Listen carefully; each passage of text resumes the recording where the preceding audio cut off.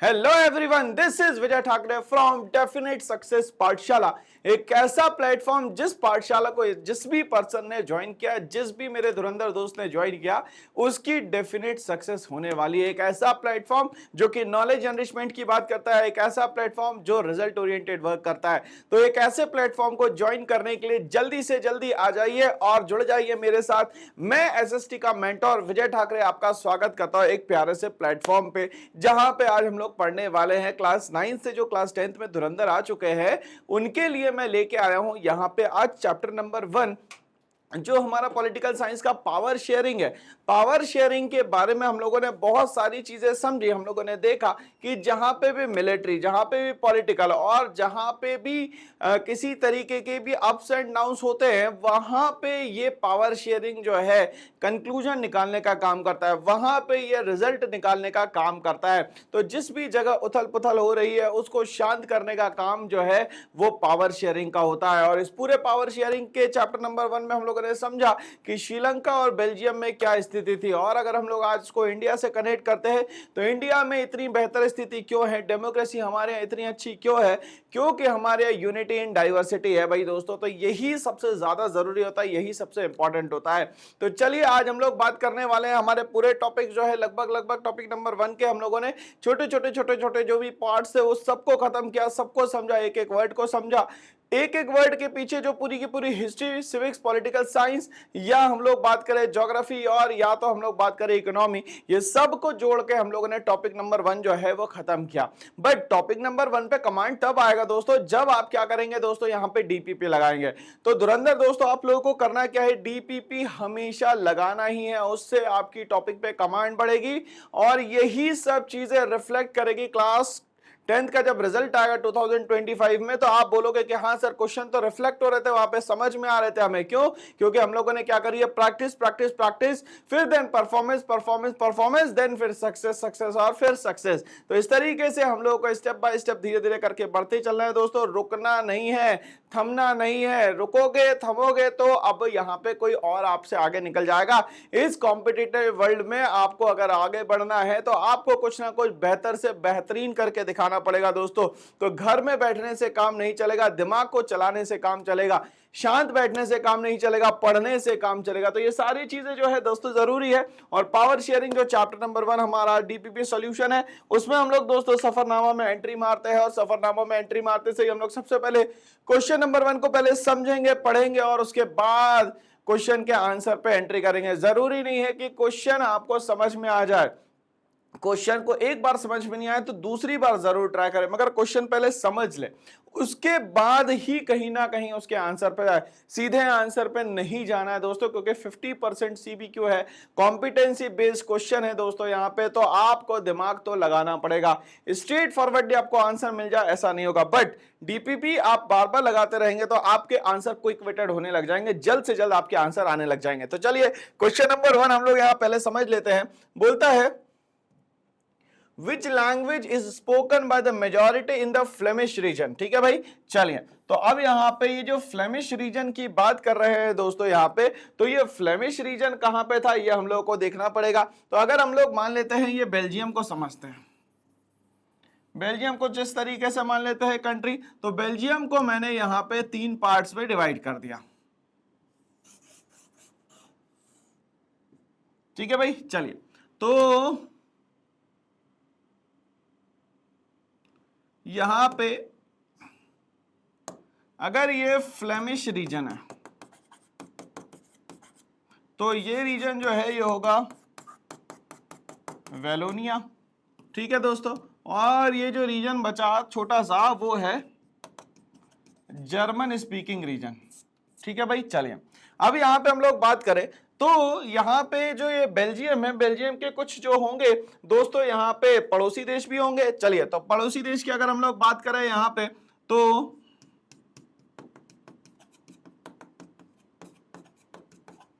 Netherlands, फिर हम लोग बात करें यहाँ पे जर्मनी, फिर हम लोग बात करें यहाँ पे लग्जमबर्ग, फिर हम लोग बात करते हैं यहाँ पे दोस्तों फ्रांस की।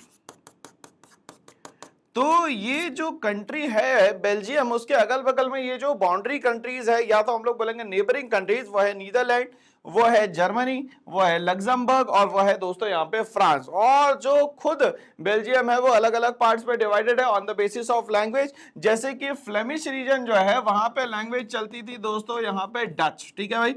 वेलोनिया रीजन जो है वहां चलती थी दोस्तों फ्रेंच, और ये वाला जो एरिया बच गया वहां पे मेनली जो लैंग्वेज चलती थी वो चलती थी दोस्तों यहाँ पे जर्मन। कौन सी लैंग्वेज चलती थी दोस्तों यहाँ पे? जर्मन, ठीक है भाई। चलिए, तो अब यहाँ पे क्वेश्चन ये पूछता है कि ये जो फ्लेमिश रीजन था बेल्जियम का, वहां कौन सी लैंग्वेज चलती थी? क्या दोस्तों यहाँ पे फ्रेंच चलती थी, क्या यहाँ पे डच चलती थी, क्या यहाँ पे जर्मन चलती थी, ये यहाँ पे इंग्लिश चलती थी? तो इंग्लिश की तो कहानी खत्म ही हो गई। क्यों खत्म हो गई? क्योंकि हम लोग को पता है पूरे बेल्जियम में मेनली तीन ही लैंग्वेज चलती थी, या तो वो डच थी, या तो वो फ्रेंच थी, या तो वो जर्मन थी। ठीक है भाई। चलिए, तो अब यहां पे अगर कंपोजिशन देखें तो ये लगभग लगभग हमारा 59% तो डच वाले ही हो गए। अब ये डच कहां पे हो गए दोस्तों? तो कंट्री लेवल पे होगा। 40% जो है दोस्तों यहाँ पे कौन हो गए हमारे? ये फ्रेंच स्पीकिंग पीपल हो गए, और जो 1% हो गए वो कितने हो गए दोस्तों यहाँ पे? जर्मन स्पीकिंग पीपल, ठीक है। तो ये हो गया दोस्तों हमारा 100% composition of the Belgium on the basis of language. तो लैंग्वेज के बेसिस पे अगर हम लोग बात करें तो ये 100% कंपोजिशन है पूरा बेल्जियम का, ठीक है। बट यहीं पे हम लोग बात करें कि कैपिटल की, तो कैपिटल कौन सी थी दोस्तों? तो वो थी सर ब्रुसेल्स। क्या थी सर यहाँ पे? Brussels is the capital of Belgium, ठीक है। जहां पे कंपोजिशन कुछ इस तरीके से था कि जो फ्रेंच स्पीकिंग पीपल थे वो 80% थे, और यहाँ पे अगर डच की हम लोग बात करें तो वो डच जो थे वो 20% थे, ठीक है। अब जाहिर सी बात है कोई ना कोई क्लैशेस तो होंगे। तो यहाँ पे क्लैशेस जो हुए दोस्तों, उसका मेन रीजन जो था वो सिर्फ और सिर्फ था एजुकेशन, कि डचेस जो थे उन लोगों को यहाँ पे एक्सेस नहीं मिल पा रही थी एजुकेशन के लिए, और यही मुद्दा यहाँ पे बनता है। बट इस मुद्दे को बहुत शानदार तरीके से ये सॉल्व करते हैं 1970 से लेकर 1993 के बीच में। ये 4 टाइम जो है वो कॉन्स्टिट्यूशन में अमेंडमेंट करते हैं।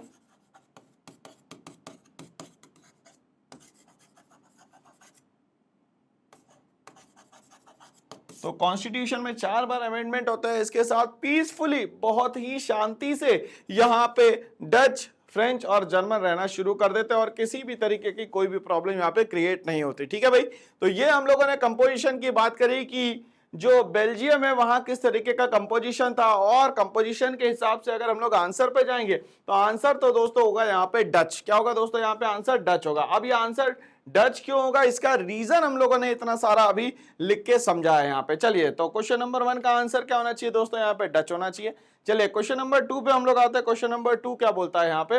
What percentage of Belgium population lives in the Flemish region, ठीक है। अब ये बोल रहा है कि फ्लेमिश रीजन में कितने % पीपल यहाँ पे रहते थे, ठीक है भाई। तो आप लोगों को याद मैंने करवा दिया यहाँ पे कि ये जो ऊपर वाला एरिया है वो है फ्लेमिश, नीचे वाला जो है वो है वेलोनिया, ठीक है।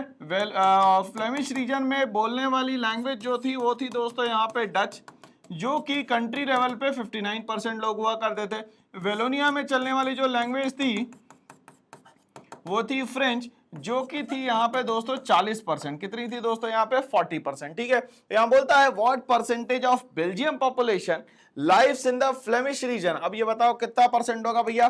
51% होगा, 59% होगा, 40% होगा, 20% होगा, या तो 80% होगा। देखिए, यहाँ पे चारों ही ऑप्शन के क्वेश्चन बन सकते हैं। कैसे बन सकते हैं दोस्तों? हम लोग यहाँ पे समझने की कोशिश कर रहे हैं, ठीक है। चलिए, अगर हम लोग बात करें यहाँ पे तो इनने बिल्कुल सही कहा। कंट्री के लेवल पे अगर मैं बात करता हूं तो कंट्री के लेवल पे 59% जो है वो डच स्पीकिंग पीपल जो है वो फ्लेमिश रीजन में रहते हैं। सही क्वेश्चन है। 40% जो है यहाँ पे फ्रेंच स्पीकिंग पीपल है, जो कि मेनली वेलोनिया रीजन में रहते हैं, ठीक है। बट यहाँ पे जैसे ही यहाँ पे आ जाता हूँ सी और डी ऑप्शन पे, तो ये बोलता है कैपिटल के बेसिस पे। तो 20% जो है ब्रुसेल्स में डच पीपल थे। अब यहाँ पे पता है हमें बेल्जियम की कैपिटल जो दोस्तों है वो कौन सी है दोस्तों? यहाँ पे ब्रुसेल्स है। कौन सी है? ब्रुसेल्स है, ठीक है भाई। चलिए, तो यहाँ पे बोलता है डच जो है वो 20% है, और जो 80% है वो यहाँ पे फ्रेंच स्पीकिंग पीपल है। सबसे अच्छी बात यह है कि वो वहां पे कंट्री की जो कैपिटल है वहां पे ये रिच और पावरफुल है। क्या है दोस्तों, ये रिच और पावरफुल है। ठीक है भाई, चलिए इसीलिए यहां पे कहीं ना कहीं फ्रेंच और डच की कैपिटल एरिया में क्या हो जाती है भाई, यहां पे झड़प हो जाती है, यहां पे लड़ाई हो जाती है, और यही कहीं ना कहीं मुद्दा बनता है बेल्जियम में चेंज का। ठीक है, चलिए तो यहां पे हम लोगों ने ऑप्शन से एक क्वेश्चन बनाने की कोशिश करी, और ऑप्शन से क्वेश्चन बनेगा तो हमारा डेटा जो है और ज्यादा अच्छा हो जाएगा। ठीक है भाई, चलिए तो आंसर क्या होना चाहिए दोस्तों, हम लोगों को क्लियर हो गया सर 59%। ओके, चलिए आगे बढ़ते हैं, नेक्स्ट क्वेश्चन पे हम लोग आते हैं। नेक्स्ट क्वेश्चन क्या बोलता है, बोलता है विच community in Belgium was relatively rich and powerful in the mid 20th century।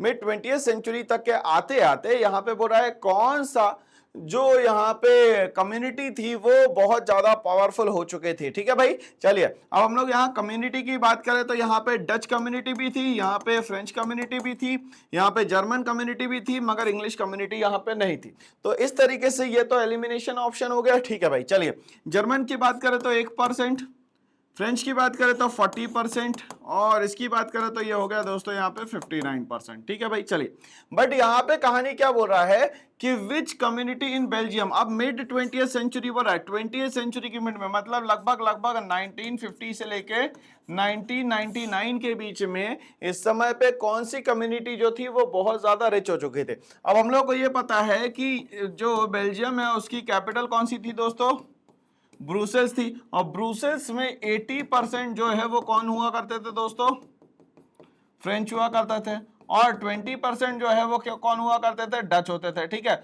मगर ये जो 80% थे वो थे रिच एंड पावरफुल। क्या थे, rich and powerful.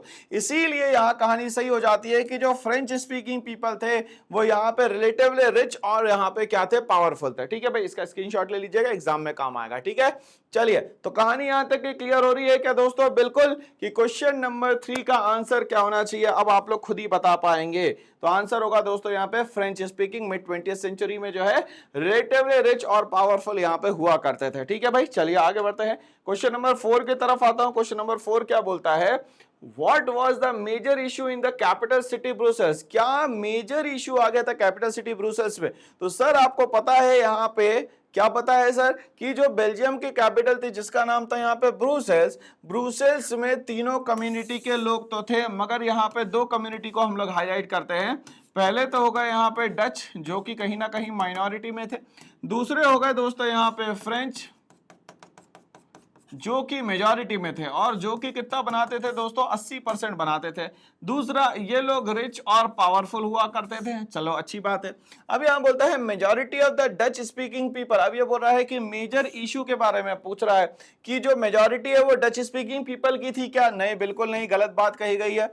Majority of the French speaking people थे क्या, हाँ बिल्कुल सर सही बोल रहे हैं आप। क्यों, क्योंकि ये देखिए फ्रेंच का कंपोजिशन कितना है दोस्तों, यहाँ पे 80% है। चलिए, equal population of Dutch and French speaker. अब यहाँ पे बोल रहा है कि मेजर इशू क्या आया, अभी ये नहीं बोल रहा है। तो देखो मेजॉरिटी तो फ्रेंच स्पीकिंग की थी, ठीक है, माइनॉरिटी जो है वो यहाँ पे डच स्पीकिंग, मगर यहाँ मेजर कॉज पूछ रहा है, कारण पूछ रहा है। ठीक है, equal population of Dutch and French speaker, और यहाँ बोल रहा है majority of the German speaking. Majority तो जर्मन पीपल की हो ही नहीं सकती, क्योंकि ये तो सिर्फ और सिर्फ 1% में थे।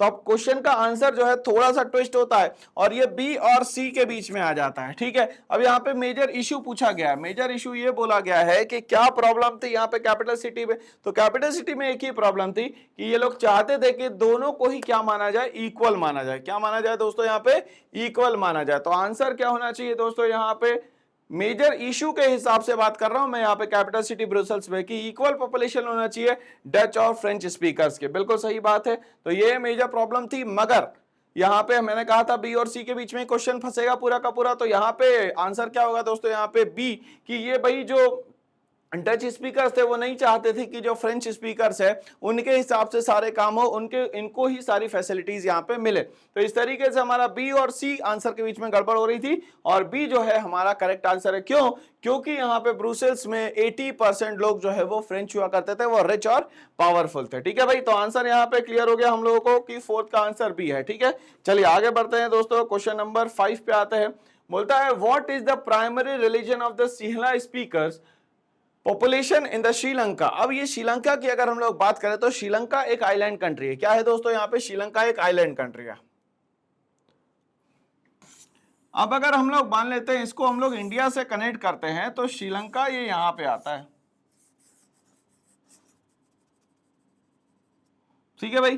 तो श्रीलंका अपने आप में क्या है दोस्तों, पहली बात एक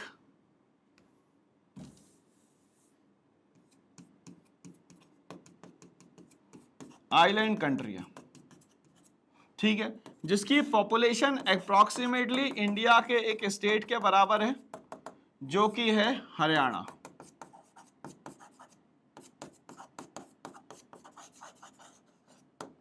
ठीक है। तीसरा हम लोग अगर यहाँ पे इनके लैंग्वेजेस की बात करें तो लैंग्वेज की बेसिस पे जो पॉपुलेशन बनी हुई है वो सबसे पहली जो लैंग्वेज है वो है सिंहला, जो कि अप्रोक्सीमेटली 74% लोग हैं यहाँ पे। फिर हम लोग बात करें यहाँ पे तमिल्स की, तो तमिल स्पीकर जो है उसको भी दो पार्ट्स में यहाँ डिवाइड करके रखा है, एक तो हो गए श्रीलंकन तमिल और दूसरे हो गए दोस्तों यहाँ पे इंडियन तमिल।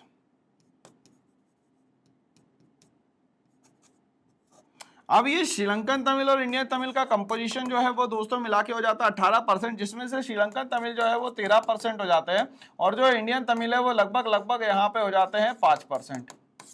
ठीक है भाई, कहानी यहां तक की क्लियर हो गई। चलिए अब यहाँ पे बोलता है कि जो श्रीलंका है वहां पे कौन सा रिलीजन है, तो ठीक है भाई, अब यहाँ पे जो रिलीजन की कहानी शुरू होती है वो होती है इंडिया के बिहार बोध गया से, ठीक है। यहां पे स्प्रेड होता है 6th सेंचुरी में,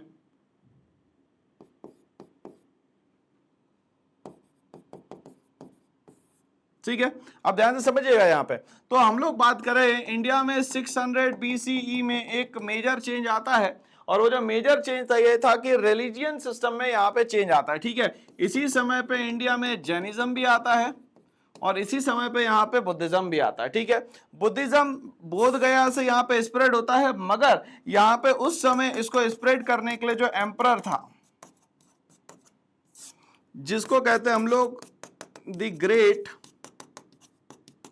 अशोक, तो ग्रेट अशोक का जो सन था उसका नाम था महेंद्र वर्मन,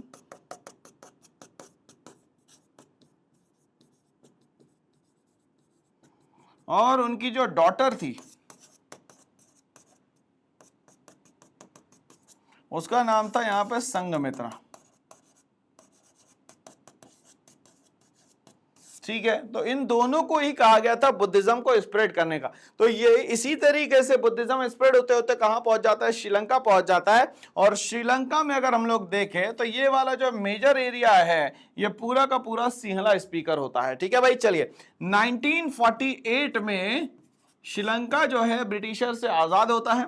1956 में यहाँ पे एक एक्ट बनता है जिसमें सिंहला को मेन लैंग्वेज मान लिया जाता है और कहा जाता है जो भी सिंहला स्पीकर्स होगा उनको ही जॉब मिलेगी, वो ही पढ़ सकते हैं। मेजॉरिटी होने के कारण सिंहला अपनी मनमानी करते हैं, तो इस सिस्टम को मेजॉरिटेरियनिज्म कहा जाता है। क्या कहा जाता है दोस्तों, तो मेजॉरिटेरियनिज्म कहा जाता है, ठीक है। अब यहाँ पे लोगों ने यहाँ पे आवाज उठाई और 1980 से यहाँ पे separate state which is known as Eelam की डिमांड होना शुरू हो जाती है और इसके लिए जो ग्रुप बनता उसका नाम था दोस्तों LTTE, liberation of Tamil tiger इलम, ठीक है। वेनुपिल्ले प्रभाकर ने इसको स्टार्ट किया था, ठीक है। तो इस तरीके से ये पूरा कहानी जो है हम लोग को समझ में आती है कि रिलीजन सीधे नहीं आया दोस्तों, वो इंडिया से होते हुए कहां गया है भाई, इंडिया से होते हुए कहां गया है, श्रीलंका गया है, ठीक है। तो अब आप लोगों को तो कॉन्सेप्ट क्लियर हो गया दोस्तों, आपने स्क्रीनशॉट ले लिया होगा क्योंकि इंपॉर्टेंट टॉपिक आपको मैंने समझाया यहाँ पे। तो बोलता है हिंदुइज्म या इस्लाम या तो बुद्धिज्म या तो क्रिश्चियनिटी। अब यहाँ पे प्राइमरी रिलीजन पूछा गया है, हिंदू को फॉलो करने वाले, हिंदुइज्म को फॉलो करने वाले भी लोग थे वहां पे, कुछ कम्युनिटी इस्लाम की भी थी, कुछ कम्युनिटी क्रिश्चियंस की भी थी, मगर मेजॉरिटी देखा जाए, प्राइमरी देखा जाए तो वो दोस्तों था बुद्धिज्म। क्या था दोस्तों यहाँ पे, बुद्धिज्म, ठीक है भाई। यहाँ तक के कहानी में कोई दिक्कत है क्या? 5th क्वेश्चन का आंसर क्या हो गया दोस्तों, सी बुद्धिज्म, ठीक है भाई। चलिए आगे बढ़ते हैं दोस्तों। अब हम लोग यहाँ पे क्वेश्चन नंबर नेक्स्ट क्या पूछता है हमसे, क्वेश्चन नंबर 6 आ गया स्क्रीन पे। बोलता है what percentage of Sri Lankan population are Tamil speakers. तो अब यहाँ पे तमिल स्पीकर्स पूछे गए हैं मेनली, ठीक है भाई। चलिए तो यहां पे बोला गया है 74%, 18%, 13% या 7%। ठीक है, तो चलिए कंपोजिशन को एक बार हम लोग याद कर लेते हैं। 74% जो है वो यहाँ पे सिंहला स्पीकर्स थे। ठीक है भाई, सिंहला स्पीकर वो जो यहाँ पे बुद्धिज्म को फॉलो करते थे। ठीक है, 18% जो होगा वो होगा दोस्तों यहाँ पे तमिल्स।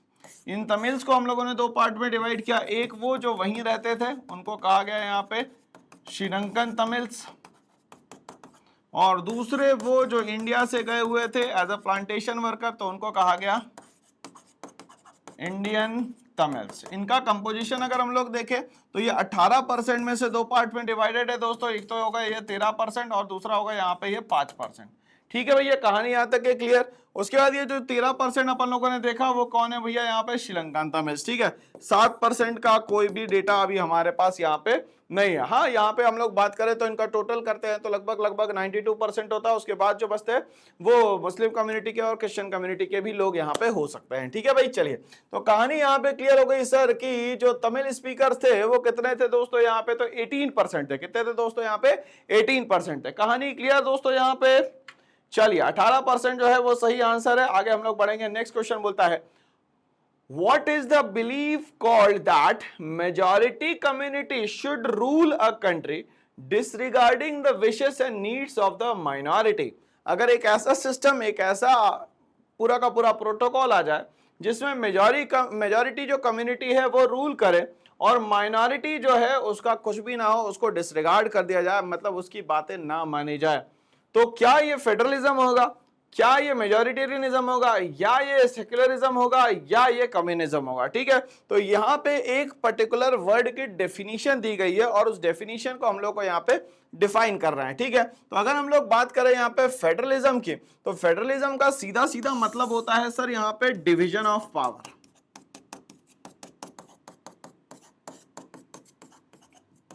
इस डिवीजन ऑफ पावर को अगर देखा जाए तो हम लोग दो पार्ट्स में डिवाइड कर सकते हैं। या तो ये हॉरिजॉन्टल हो सकती है या तो ये दोस्तों वर्टिकल हो सकती है। ठीक है, अगर मैं हॉरिजॉन्टल की बात करता हूं दोस्तों यहाँ पे, तो हॉरिजॉन्टल का मतलब होता है इक्वल्स टू लग जाना। ठीक है, जैसे हमारे यहाँ लेजिस्लेचर, एग्जीक्यूटिव और जुडिशरी जो है वो हॉरिजॉन्टल डिवीजन ऑफ पावर का पार्ट है। ठीक है, बट जैसे ही मैं वर्टिकल की बात करता हूं तो यहाँ पे कहीं ना कहीं हमारी आ जाती है दोस्तों यूनियन गवर्नमेंट, फिर हम लोग बात करते हैं यहाँ पे स्टेट गवर्नमेंट की, फिर हम लोग बात करेंगे यहाँ पे लोकल सेल्फ गवर्नमेंट की,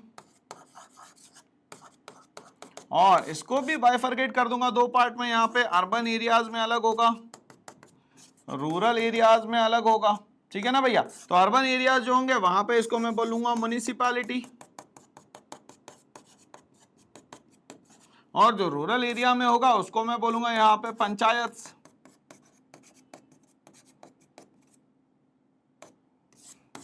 ठीक है भाई, तो डिवीजन ऑफ पावर इस तरीके से होता है। मगर यहाँ पे बिलीफ की बात करेगी, क्या यहाँ डिवीजन ऑफ पावर हो रहा है? किसी तरीके से बिल्कुल नहीं हो रहा है। ठीक है, मेजॉरिटेरियनिज्म में क्या होता है भैया,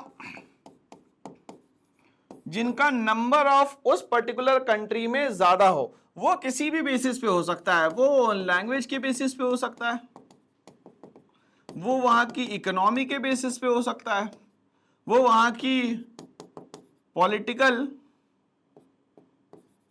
सिस्टम के बेसिस पे हो सकता है। तो वो किसी भी बेसिस पे अगर मान लेते हैं नंबर्स में ज्यादा है तो वो क्या करेंगे, यहाँ पे अपनी चलाएंगे, और जो बच गए उनका कुछ अच्छा नहीं हो पाएगा। तो वो जो बच गए जिनका अच्छा नहीं हो पा रहा है वो नंबर में कम है, which is known as the minority. क्या कहलाती है दोस्तों, ये माइनॉरिटी कहलाती है। ठीक है, अब हम लोग बात करें यहाँ पे सेक्युलर, तो सेक्युलर कंट्री का सीधा सीधा मतलब होता है उस पर्टिकुलर स्टेट का कोई भी एक पर्टिकुलर रिलीजन नहीं होंगे, वहां अलग अलग रिलीजन होंगे जिनको सभी को क्या माना जाएगा, इक्वल माना जाएगा। तो यहां पे इंडिया में अगर हम लोग देखें तो Hindu is equals to Muslim, is equals to Sikh, is equals to Christian, is equals to Buddhist, is equals to Jainism, is equals to Zoroastrian. तो यहाँ पे सारे धर्मों को क्या माना जाता है, एक समान माना जाता है। तो इंडिया जो है एक यहाँ पे सेक्युलर कंट्री है। क्या है दोस्तों, यहाँ पे सेक्युलर कंट्री है। ठीक है, अब हम लोग यहाँ पे कम्युनिज्म की बात करें तो यहाँ पे पर्टिकुलर एक ही कम्युनिटी जो कि एक कॉमन आइडियोलॉजी लेके चलती है, वही कम्युनिटी सबको चलाएगी, दैट इज नोन एज यहाँ पे कम्युनिज्म। मगर वो एक पर्टिकुलर कम्युनिटी होनी चाहिए। क्या होनी चाहिए दोस्तों? ये कम्युनिटी के बेसिस पे ही सारी की सारी चीजें होगी, ठीक है।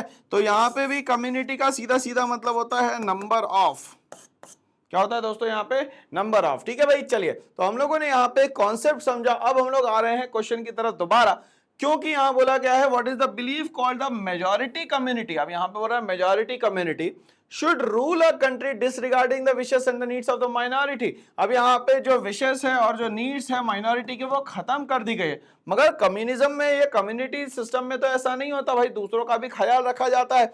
बट जब मेजॉरिटेरियनिज्म होता है तो इसमें माइनॉरिटी का ख्याल नहीं रखा जाता दोस्तों। तो इसका स्क्रीनशॉट ले लीजिए, एग्जाम में आपको काम आने वाला है, ठीक है भाई। चलिए, तो कहानी यहां तक के क्लियर हो गई सर, और आंसर जो है हमें समझ में आ गया। आंसर जो है वो है मेजॉरिटेरियनिज्म। और ये मेजॉरिटेरियनिज्म का सबसे अच्छा एग्जांपल कौन सी कंट्री दे रही है? तो वो दे रही है दोस्तों यहाँ पे श्रीलंका। कौन सी दे रही है दोस्तों यहाँ पे? श्रीलंका। अब मूव करते हैं क्वेश्चन नंबर 8 की तरफ। क्वेश्चन नंबर 8 स्क्रीन पे आ चुका है। कहता क्या है हम लोगों से? विच कम्युनिटी, अब दिमाग में तो आ जाता है भाई कम्युनिटी मींस क्या होना चाहिए? तो कॉमन आइडियोलॉजी लेके चलने वाले जो भी ग्रुप ऑफ पीपल है, that is known as community. Phase resentment, अब यहाँ पे जो कम्युनिटी थी ये किसी के अगेंस्ट में रेसेंटमेंट, मतलब कि किसी से खुश नहीं है, नाखुश है। Due to delayed benefits of economic development, और कहीं ना कहीं इकोनॉमिक डेवलपमेंट से ये नाखुश है, ठीक है। And education in the Belgium. तो अब यहाँ पे जैसे ही हम लोग कंपोजिशन ऑफ बेल्जियम पे जाते हैं, तो बेल्जियम की जो कंपोजिशन है वो मेनली लैंग्वेज के बेसिस पे हम लोगों को बहुत आसानी से समझ में आ जाती है दोस्तों, ठीक है। तो इसको मैं अगर इस तरीके से डिवाइड करूं तो ज्यादा बेहतर रहेगा, ठीक है। चलिए, अब ये ध्यान से समझिएगा, ये वाला जो रीजन हो गया दोस्तों, ये फ्लेमिश हो गया, ठीक है भाई। चलिए, ये वाला जो रीजन है वो हो गया दोस्तों यहाँ पे वेलोनिया, ठीक है। अब यहाँ पे फ्लेमिश में जो लैंग्वेज चल रही है दोस्तों, उसका नाम है यहाँ पे डच। वेलोनिया में जो लैंग्वेज चल रही है उसका नाम है दोस्तों यहाँ पे फ्रेंच।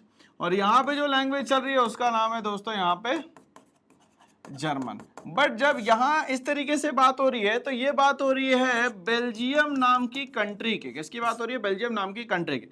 बट जैसे ही हम लोग कैपिटल रीजन में जाते हैं, तो कैपिटल रीजन में सीन जो है बिल्कुल चेंज हो जाता है, ठीक है। कैसे चेंज हो जाता है सर? तो 80:20 का रेशियो रहता है। 80 जो है वो रहते हैं यहाँ पे फ्रेंच स्पीकर्स, और जो 20 है वो यहाँ रहते हैं दोस्तों यहाँ पे डच स्पीकर्स, ठीक है भाई। चलिए, फ्रेंच स्पीकर 80% तो है ही, साथ में यहाँ पे वो रिच और पावरफुल भी है। अब ये रिच और पावरफुल होने के कारण कहानी जो है वो इस तरीके से उलझ जाती है कि ये यहाँ पे डच जो है बन गया माइनॉरिटी, और यहाँ पे डच के साथ ना तो कोई इकोनॉमिक डेवलपमेंट वाली कहानी होती है, ना तो कोई एजुकेशन वाली कहानी होती है। इसीलिए कहीं ना कहीं डच कम्युनिटी या डच लैंग्वेज बोलने वाले लोग जो है कहीं ना कहीं गुस्से में थे, कहीं ना कहीं अपने अंदर में ये जो फ्रेंच पीपल्स थे उनके अगेंस्ट में रिवॉल्ट वाला सिस्टम लेके बैठे हुए थे। तो दोस्तों यहाँ समझ में आता है कि क्या ये फ्रेंच स्पीकिंग पीपल थे, ये डच स्पीकिंग पीपल थे, ये जर्मन स्पीकिंग थे, या इंग्लिश। इंग्लिश की तो कहानी खत्म हो गई, जर्मन की तो बात ही नहीं हो रही भैया ब्रुसेल्स में। अब बचे कौन? फ्रेंच। फ्रेंच तो ज्यादा थे तो वो खुद अपने अगेंस्ट में तो रेसेंटमेंट करेंगे नहीं, तो बचेंगे कौन दोस्तों यहाँ पे? चलिए भैया, क्वेश्चन का आंसर आपके सामने आ चुका है, बोलिए हाँ या ना। तो क्वेश्चन का आंसर आपके सामने आ चुका है, और ये जो क्वेश्चन का आंसर है वो क्या होगा दोस्तों यहाँ पे? Dutch speakers. क्या होगा दोस्तों? डच स्पीकर्स, ठीक है भाई। चलिए आगे बढ़ते हैं, इसी के साथ क्वेश्चन नंबर 9 की तरफ पहुंचते हैं। और क्वेश्चन नंबर 9 मुझसे क्या कहता है? बोलता है what are the Sri Lankan Tamils primarily concentrated. अब यहां बोल रहा है वाई नहीं, वेयर बोल रहा है। वेयर मतलब कहां? ये श्रीलंकन तमिल जो थे कॉन्सेंट्रेटेड थे, कौन से एरिया में ये मेनली कॉन्सेंट्रेटेड थे, ये हम लोगों को बताना है भैया। कौन, किसकी बात हो रही है यहाँ पे? श्रीलंकन तमिल्स की बात हो रही है यहाँ पे, ठीक है ना भैया। किसकी बात हो रही है यहाँ पे? श्रीलंकन तमिल की बात हो रही है। तो अब यहाँ पे सबसे पहले काम जो है वो क्या करना पड़ेगा दोस्तों? हम लोग को यहाँ पे एक तो मैप बनाना पड़ेगा। चलिए मैप बना लेते हैं भैया। अप्रोक्सीमेटली मैप कुछ इस तरीके से है,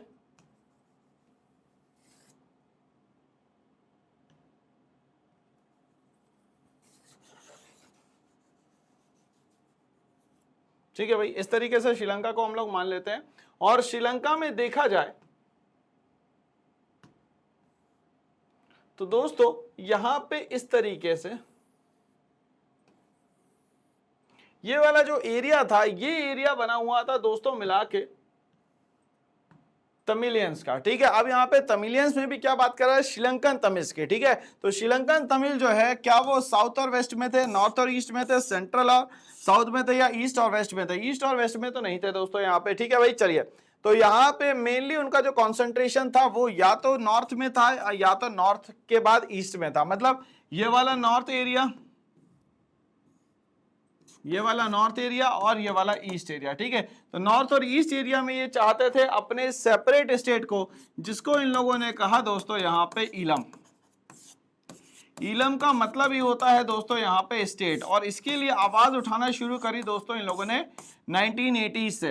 1980 से लेके 2009 तक के यहाँ पे सिविल वॉर चलता रहा, और फाइनली अब श्रीलंका जो है फ्री हो चुका है इस सिविल वॉर से, ठीक है।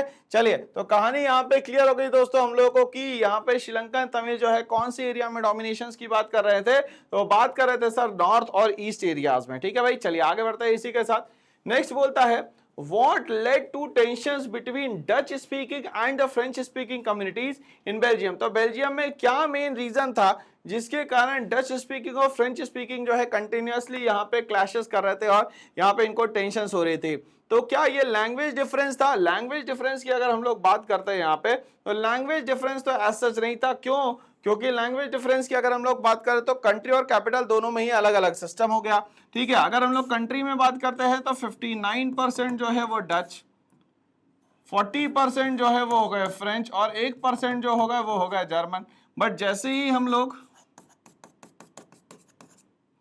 कैपिटल की बात करते हैं, किसकी बात करते हैं दोस्तों? कैपिटल की बात करते हैं, तो कैपिटल में होता था 80% फ्रेंच और 20% जो है वो हुआ करते थे डच। तो अब यहाँ पे लैंग्वेज डिफरेंस का मेन मुद्दा तो बना नहीं। क्यों? क्योंकि अगर मान लेते हैं मेजॉरिटी को कंट्री लेवल पे फ्रेंच एक्सेप्ट कर रहा है, तो यहाँ पे कैपिटल में भी जो है डच जो है वो फ्रेंच की बात मान रहे हैं। दोनों कहीं ना कहीं इक्वालिटी और बैलेंस लेके चल रहे हैं यहाँ पे। हाँ, इकोनॉमिक डिस्पैरिटी हो सकती है। क्यों? क्योंकि ये जो कैपिटल थी उसमें रिच और पावरफुल जो थे वो थे French people, not Dutch people, ठीक है। अब यहाँ पे रिलीजियस डिफरेंस, रिलीजन की तो कोई बात ही नहीं हो रही है, पॉलिटिकल आइडियोलॉजीज की कोई बात ही नहीं हो रही। क्यों? क्योंकि यहाँ पे देखा गया कि 1970 से लेके 1993 के बीच में यहाँ पे 4 टाइम्स जो है यहाँ पे कॉन्स्टिट्यूशन में अमेंडमेंट हो जाता है। मतलब कि पॉलिटिकल सिस्टम बहुत अच्छा था वहाँ का, पॉलिटिकल लीडर्स बहुत ज्यादा समझदार थे दोस्तों वहाँ के, ठीक है भाई। चलिए, तो यहाँ तक के कहानी जो है हमारी सही हो जाती है। और आंसर क्या होना चाहिए दोस्तों? अब आप ही बता दीजिए आंसर क्या होना चाहिए। तो वो होना चाहिए सर यहाँ पे इकोनॉमिक डिस्पैरिटी। क्या होनी चाहिए दोस्तों? यहाँ पे इकोनॉमिक डिस्पैरिटी, ठीक है भाई। चलिए, तो अब हम लोग आगे बढ़ते हैं, नेक्स्ट क्वेश्चन की तरफ जाते हैं। How did Belgium address the ethnic tensions in its country? अब यहाँ पे जो प्रॉब्लम शुरू हुई बेल्जियम में, उसको किस तरीके से यहाँ पे शो किया गया? क्या ये मेजोरिटेरियनिज्म रूल की बात कर रहा है? ये तो सर श्रीलंका में चल रहा था। फेडरलिज्म एंड पावर शेयरिंग, क्या ये जो एथनिक टेंशन थी ये फेडरलिज्म की मतलब डिवीजन ऑफ पावर की थी, या पावर शेयरिंग के थे, या मिलिट्री इंटरवेंशन, या इकोनॉमिक सैंक्शंस? तो यहाँ पे मिलिट्री इंटरवेंशन और इकोनॉमिक सैंक्शंस की तो कोई बात ही नहीं है। मेजॉरिटी रूल जो है वो यहाँ पे दिखना चाहिए था, मगर मेजॉरिटी रूल कहाँ दिख रहा है? हमें श्रीलंका में दिख रहा है। बेल्जियम में किसी भी तरीके का मेजॉरिटी रूल हमें नहीं दिखता। यहाँ समझदारी दिखती है कि डिवीजन ऑफ पावर होना चाहिए, लोगों के हाथ में सारा का सारा डिवीजन होना चाहिए, सेंट्रल गवर्नमेंट स्टेट गवर्नमेंट के बराबर होना चाहिए, नंबर ऑफ पीपल बराबर होना चाहिए, सेंट्रल गवर्नमेंट के अंडर में स्टेट गवर्नमेंट नहीं रहेगी, उनको कुछ पावर दिए जाएंगे, यहाँ पे कम्युनिटी गवर्नमेंट बनना चाहिए। ये सारी बातें करी गई थी कहाँ पे? बेल्जियम में। तो कहीं ना कहीं बात सिर्फ और सिर्फ किसकी हो रही है दोस्तों? यहाँ पे पावर शेयरिंग की हो रही है और फेडरलिज्म की हो रही है। आंसर क्या होना चाहिए दोस्तों? यहाँ पे answer is federalism and the power sharing, ठीक है भाई। चलिए नेक्स्ट क्वेश्चन पे हम लोग आते हैं। क्वेश्चन नंबर 12 क्या कहता है?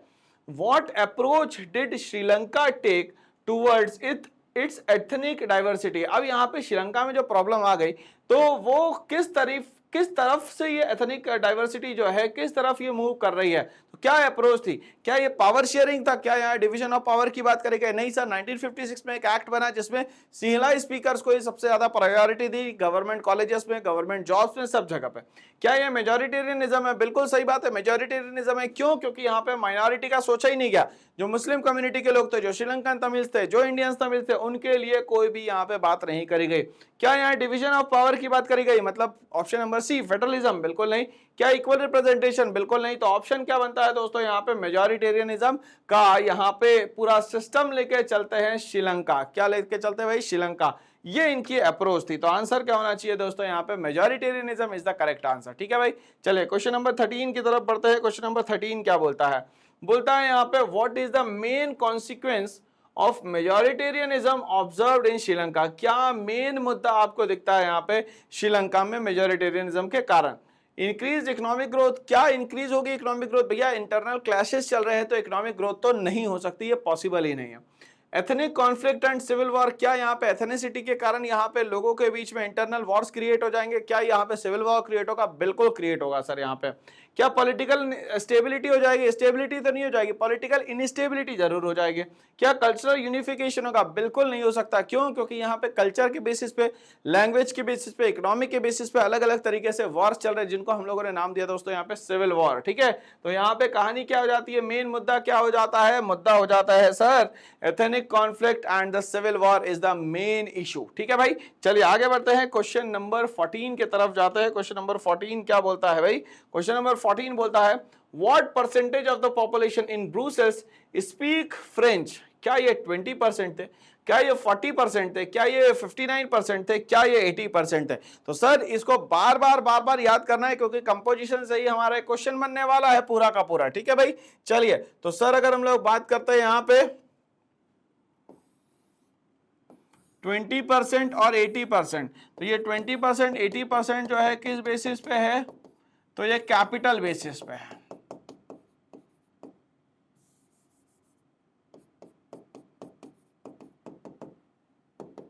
अब ये कैपिटल कौन सी है सर यहाँ पे, तो वो है ब्रुसेल्स।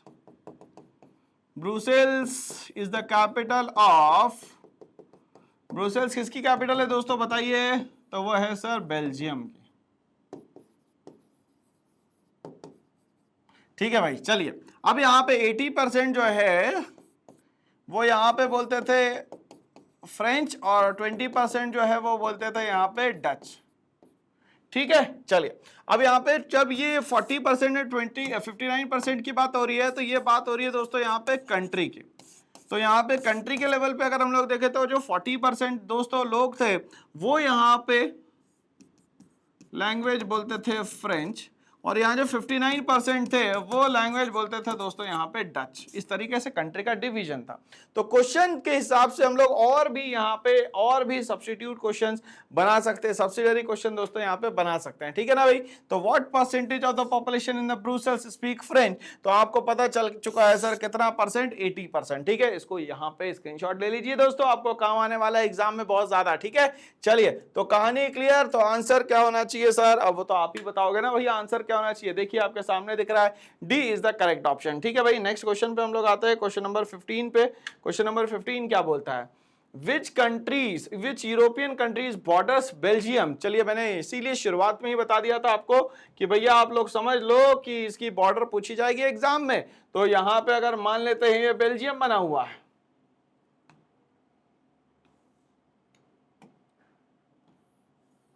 ये अगर मैंने बेल्जियम बना दिया, तो बेल्जियम के कौन कौन से एरियाज में जो है इनकी यहां पे क्या होने चाहिए दोस्तों, नेबर कंट्रीज होनी चाहिए। ठीक है, अब चलिए ध्यान से देखिएगा, तो यहां पे हो गई है फ्रांस, यहां पे हो जाएगी दोस्तों लक्जमबर्ग,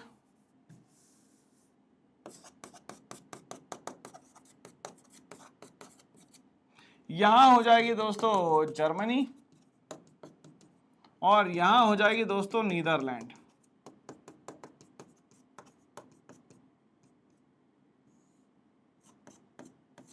ठीक है, कहानी क्लियर। चलिए तो अब हम लोग देखते हैं विच यूरोपियन कंट्रीज बॉर्डर बेल्जियम, तो वो है नीदरलैंड, जर्मनी, फ्रांस और यहाँ लक्जमबर्ग। ठीक है भाई, चलिए स्पेन, इटली, फ्रांस, स्विट्जरलैंड नहीं है, जर्मनी, ऑस्ट्रेलिया, नीदरलैंड, डेनमार्क नहीं है, ये पोलैंड, चेक रिपब्लिक और यहाँ पे फ्रांस, ऑस्ट्रिया नहीं है, तो बची क्या सर, फ्रांस, जर्मनी, नीदरलैंड और लग्जमबर्ग। और मैंने एरिया वाइज भी बता दिया कि कौन सी कंट्री कहाँ इसकी यहाँ पे नेबर्स है या इसकी यहाँ पे बॉर्डर्स है। ठीक है भाई, चलिए एग्जाम में याद रहेगा। तो आंसर जल्दी से अब आप बता दो दोस्तों। अब तो मैंने कॉन्सेप्ट बता दिया, अब तो आंसर बता दो। तो आंसर क्या होगा दोस्तों, यहाँ पे आंसर होगा ए। 15 का ए आंसर बिल्कुल सही है। चलिए आगे बढ़ते हैं हम लोग यहाँ पे। अब ये बोलता है what is significant feature of Belgium's capital city Brussels. अब बेल्जियम की जो कैपिटल सिटी है जिसका नाम है ब्रुसेल्स, उसके कुछ फीचर्स बताने हैं हमें। रिगार्डिंग इज लैंग्वेज डेमोग्राफीज, इसके यहाँ पे लैंग्वेज के बेसिस पे हम लोगों को कहानी को बताना है यहाँ पे। ठीक है भाई, चलिए तो अब यहाँ पे बेल्जियम में तो ठीक था, डच थे 59%, मगर ब्रुसेल्स में भी यहाँ पे कोई ना कोई होगा भाई जो कि मेजोरिटी यहाँ पे शो करता होगा। क्या प्रीडोमिनेटली जर्मन स्पीकिंग थे? तो अब यहाँ पे प्रीडोमिनेटली जर्मन स्पीकिंग तो नहीं होंगे। क्यों नहीं होंगे दोस्तों यहाँ पे? क्यों? क्योंकि ये कंट्री लेवल पे देखा जाए तो 1% पे है, तो ये कहीं ना कहीं ये मेनली डेमोग्राफी में मेजोरिटी तो पेश नहीं करते होंगे। क्या प्रीडोमिनेटली डच स्पीकिंग हो गए? डच तो वहां पे सर ब्रुसेल्स में सिर्फ 20% हुआ करते थे। क्या प्रीडोमिनेटली फ्रेंच स्पीकिंग होंगे? बिल्कुल होंगे, क्योंकि ये 80% बनाता था दोस्तों यहाँ पे पूरे सिस्टम का। इक्वली बाइलिंगुअल, बिल्कुल इक्वल तो नहीं थे यहाँ पे दोस्तों। तो इस तरीके से आंसर क्या होना चाहिए, चलिए आप ही बता दो भैया जल्दी से आंसर। तो आंसर मेरे हिसाब से आंसर सी होना चाहिए, क्योंकि हम लोगों ने सर पूरा कंटेंट जो है अच्छे से पढ़ लिया है, अच्छे से याद कर लिया है ना भाई। चलिए क्वेश्चन नंबर 16 के बाद क्वेश्चन नंबर 17 पे आता हूं। क्या होता है भाई 17? बोलता है विच कम्युनिटी इन श्रीलंका हैज 2 सब ग्रुप इंक्लूडिंग इंडियन तमिल्स। इनके पास 2 सब ग्रुप थे, जिसमें कि एक जो था वो तो इंडियन तमिल्स भी था। ठीक है भाई, चलिए तो यहाँ पे अगर हम लोग बात करें श्रीलंका के कंपोजिशन की, तो श्रीलंका में ये चारों ही कम्युनिटी थोड़ी थोड़ी थी। ठीक है भाई, चलिए तो अगर हम लोग देखें तो सिंहला स्पीकर जो है वो सीधा सीधा 74% बनाते थे, तमिल जो है सीधा सीधा 18% बनाते थे। तो इन दोनों को मिलाते हैं तो ये टोटल मिला के 92% होता है। तो बचा हुआ तो यही बनाएंगे, बोलो हाँ या ना। ठीक है भाई, चलिए तो अब ये बोलता है कि ऐसा सब ग्रुप बता रहा है जो कि जिसमें एक इंडियन तमिल होगा। ठीक है भाई, चलिए तो अब यहाँ पे जब हम लोग तमिल ग्रुप की बात करते हैं तो इसको 2 पार्ट में डिवाइड करते हैं।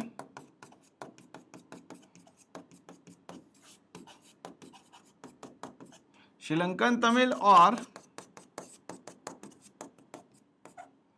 इंडियन तमिल।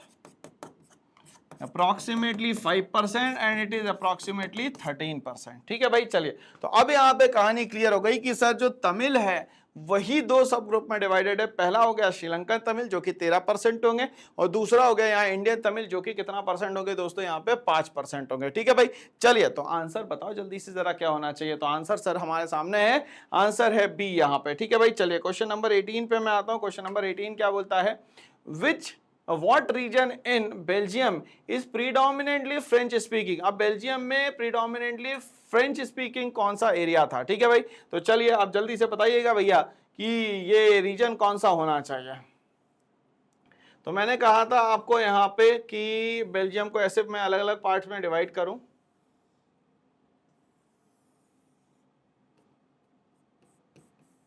ठीक है, तो ये हो गया दोस्तों यहाँ पे फ्लेमिश रीजन, ये हो गया आपका वेलोनिया रीजन, यहाँ पे हो गए डच स्पीकर्स, यहाँ पे हो गए दोस्तों फ्रेंच स्पीकर्स। ठीक है भाई, चलिए तो अब ये बोल रहा है यहाँ पे कि कौन सा रीजन जो है वो फ्रेंच स्पीकिंग है, जल्दी बताओ भाई। तो वो रीजन जो है वो क्या कहलाएगा दोस्तों, वो कहलाएगा यहाँ पे वेलोनिया रीजन। कौन सा रीजन दोस्तों, वेलोनिया। फ्लेमिश रीजन में जो लैंग्वेज चलने वाली है दोस्तों वो है डच। ब्रुसेल्स कैपिटल रीजन में जो है वहां पे कंपोजिशन था यहाँ पे डच और फ्रेंच दोनों का। अगर फ्रेंच की बात करें तो वो 80% था सर यहाँ पे, और यहाँ पे डच की बात करें तो वो 20% था। जर्मन स्पीकिंग पीपल जो है वो अलग अलग जगह पे यहाँ पे बटे हुए थे, और मेनली ये ईस्टर्न साइड थे ब्रुसेल्स के, ऐसे भी याद कर सकते हैं। ठीक है भाई, चलिए तो कहानी क्लियर। आंसर बताओ जल्दी से आंसर बताओ भाई। आंसर है बी वेलोनिया रीजन। ठीक है भाई, चलिए आगे बढ़ते हैं। यहाँ पे क्या बोलता है यहाँ पे, how did Belgium ensure that both French and Dutch speakers have representation in Brussels. अब यहाँ पे बेल्जियम जो है, बेल्जियम में बोलता है कि यहाँ पे फ्रेंच भी है और डच स्पीकर्स भी है। क्या उनका रिप्रेजेंटेशन जो है ब्रुसेल्स में बेल्जियम की तरह ही है, मतलब कंट्री और कैपिटल का जो रिप्रेजेंटेशन है, जो सिस्टम है, वो दोनों बराबर है क्या? बाय एनफोर्सिंग मेजोरिटेरियन रूल, क्या यहाँ पे मेजोरिटेरियन रूल लगा के यहाँ पे उसको सही किया गया। By creating a separate government for each language group, क्या यहाँ पे हर एक लैंग्वेज के लिए एक अलग अलग गवर्नमेंट बनाई गई। क्या बोलता है, बाय इंप्लीमेंटिंग इक्वल रिप्रेजेंटेशन, क्या यहाँ पे इक्वल रिप्रेजेंटेशंस की बात करी गई, या बाय मर्जिंग लैंग्वेज ग्रुप्स। तो यहाँ पे बात की गई थी कि यहाँ पे लोगों का इक्वल रिप्रेजेंटेशन होना यहाँ पे बहुत ज्यादा जरूरी है। ठीक है भाई, चलिए तो आंसर क्या होगा, by implementing the equal representation. हम लोगों ने देखा था कि वहां पे पहली बार कोई कम्युनिटी गवर्नमेंट बनी थी जिसमें कि डच, जिसमें कि फ्रेंच, जिसमें कि जर्मन, कहीं पे भी हो वो आ सकते हैं, कम्युनिटी गवर्नमेंट बना सकते हैं, जिसमें वो यहाँ पे बात कर सकते हैं कल्चरल की, वो बात कर सकते हैं एजुकेशन की, वो बात कर सकते हैं यहाँ पे लैंग्वेज की, और यहाँ पे पर्सन अपने हिसाब से कम्युनिटी गवर्नमेंट चूज कर सकता था। ठीक है भाई, तो क्वेश्चन नंबर 19 के बाद क्वेश्चन नंबर 20 आ गया है। क्या कहता है, what is the percentage of Christians in Sri Lanka. Sri Lanka में क्रिश्चियंस का परसेंटेज कितना था, क्या ये 18% था, 13% था, 74% था, या 7% था। तो चलिए भाई कहानी को थोड़ा सा हम लोग आगे बढ़ाते हैं। तो हम लोगों ने कहा यहाँ पे कि जो 74% था सर, वो डेटा तो हमारे पास सीधा सीधा और क्लियर है। क्या है भाई, वो है सर सिंहला। अब दूसरा 13% की बात करें तो वो दोस्तों यहाँ पे थे तमिल्स, मगर तमिल्स का एक पार्ट था जिसको हम लोग बोलते थे यहाँ पे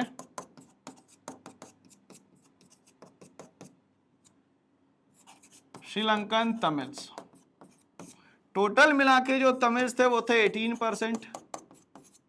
तो अब जो बच गया यहाँ पे वो जो 92% प्लस 8% बचा, वो चला जाएगा 7% किसमें बेटा, क्रिश्चियन कम्युनिटी में। किसमें चला जाएगा, क्रिश्चियन कम्युनिटी में, और 1% जो बचा है उसको हम लोग मुस्लिम कम्युनिटी मान लेते हैं यहाँ पे।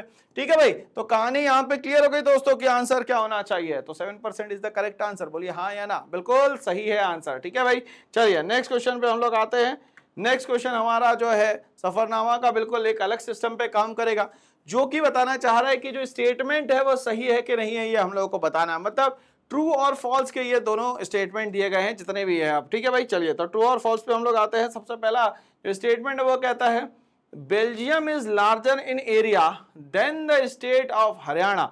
बेल्जियम जो है वो कहीं ना कहीं लार्जर था हरियाणा से। भाई पॉपुलेशन तो हम लोगों को पता थी लगभग 1 करोड़ है, मगर एरिया वाइज भी ये हरियाणा से बड़ा नहीं होगा। तो ये स्टेटमेंट जो है ये क्या दी गई है दोस्तों, फॉल्स दी गई है। क्या दी गई है, फॉल्स दी गई है। चलिए नेक्स्ट क्वेश्चन पे हम लोग आते हैं। बोलता है Flemish region of Belgium is predominantly Dutch speaking. तो फ्लेमिश रीजन जो है वो यहाँ पे प्रीडोमिनेटली जो है वो डच स्पीकिंग थी। क्या ये सही बात है या गलत बात है। ठीक है भाई, तो अगर हम लोग यहाँ पे कंट्री के मैप को एक बार फिर से एनालाइज करें तो मैंने आप लोग को याद करवा दिया है सर कि यहाँ पे होगा एफ और यहाँ होगा डब्ल्यू।